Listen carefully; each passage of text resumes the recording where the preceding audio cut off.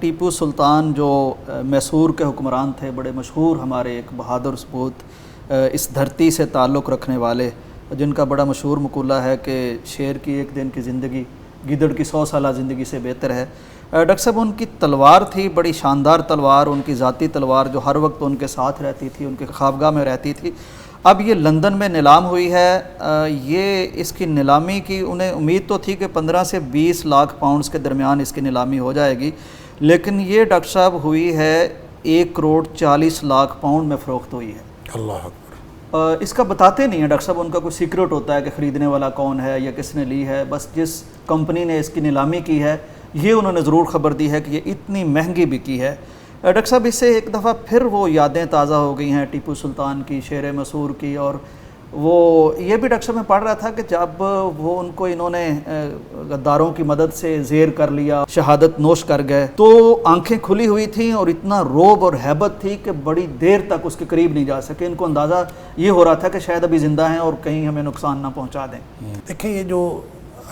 بہادر لوگ ہوتے ہیں نا، ان کی بہادری کسی ایک دن کے لیے نہیں ہوتی اور کسی ایک قوم کے لیے نہیں ہوتی، سبحان اللہ، اور وہ دشمنوں کے ہاں بھی یاد رکھی جاتی ہے، صرف اپنوں کے ہاں یاد نہیں رکھی جاتی۔ بالکل صحیح۔ اور ٹیپو سلطان کی یہ تلوار کی نیلامی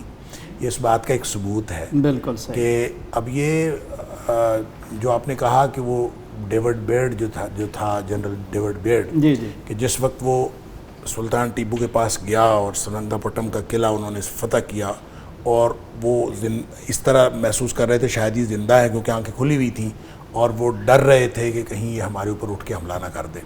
تو یہ خود کہتے ہیں کہ اسی قلعے میں قید بھی رہا تھا یہ جنرل ڈیوڈ جو تھا۔ بالکل صحیح۔ اور یہ پوری کی پوری ایک ہیبت طاری ہوئی تھی ایک شخص کی، اور اللہ تعالیٰ نے جس کو ایمان دیا ہو، نبی اکرم صلی اللہ علیہ وسلم کو اللہ تعالیٰ نے اس طرح کا رعب دیا تھا کہ قرآن کہتا ہے سنلقی فی قلوب الذین کفروا الرعب، کہ ہم ان قریب کافروں کے دلوں میں تمہارا رعب ڈال دیں گے۔ اور پھر خود نبی کریم صلی اللہ علیہ وسلم نے فرمایا کہ مجھے اللہ تعالیٰ نے نصرت بالرعب مسیرۃ شہر، مجھے اللہ تعالیٰ نے ایسا رعب عطا فرمایا ہے کہ میں 1 مہینے کی مسافت پر ہوتا ہوں، میرا دشمن مجھ سے کانپ رہا ہوتا ہے، کانپ رہا ہوتا ہے۔ تو جو اللہ کے رسول صلی اللہ علیہ وسلم کے سچے امتی ہوتے ہیں، اس سے بھی جو ہے وہ دشمن اسی طرح سے کانپ رہا ہوتا ہے۔ بالکل صحیح۔ اور سلطان ٹیپو جو ہے وہ اس طرح کا ایک بہت ہی شاندار کردار ہے کہ ہمیں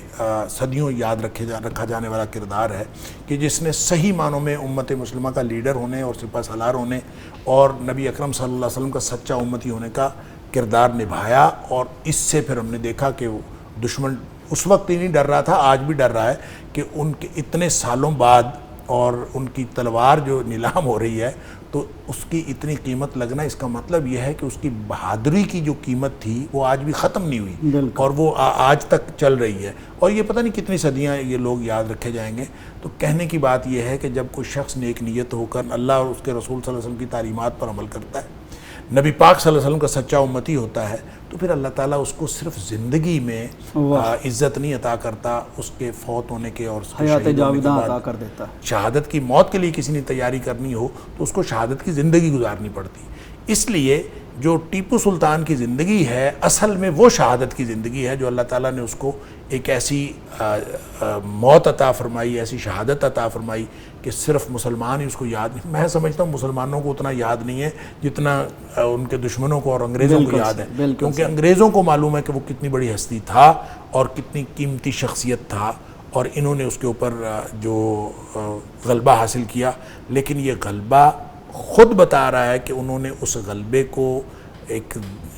وقتی غلبہ تو تھا، لیکن در حقیقت دلوں کا جو سلطان ہے وہ سلطان ٹیپو ہے۔ بالکل۔